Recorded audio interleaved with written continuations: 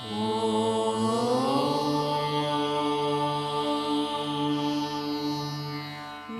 నమో వెంకటేశాయ. ఈ రోజు 26/1/2025 ఆదివారం తిరుమలలో సాధారణంగా ఉన్న భక్తుల రద్దీ.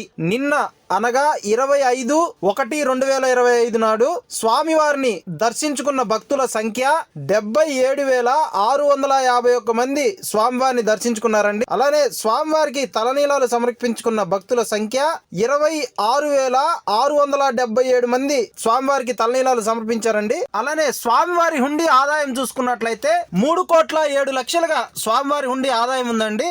అలానే టోకన్లు లేని సర్వదర్శనానికి వచ్చిన భక్తులు 5 కంపార్ట్మెంట్లలో వేచి ఉన్నారండి. అలానే టోకన్లు లేని సర్వదర్శనానికి వచ్చిన భక్తులకు సుమారు 8 గంటల సమయం పడుతుందండి. అలానే SSD టోకన్లు కలిగిన భక్తులకు సుమారు 2 నుంచి 4 గంటలు సమయం పడుతుందండి. అలానే ఆన్లైన్ 300 రూపాయల టోకన్లు తీసుకున్న భక్తులకు సుమారుగా 2 నుంచి 3 గంటల సమయం పడుతుంది. అలానే మన ఛానల్లో చాలా మంది వీడియోస్ ని సబ్స్క్రైబ్ చేయకుండా చూస్తున్నారు. అందరూ సబ్స్క్రైబ్ చేసుకోండి.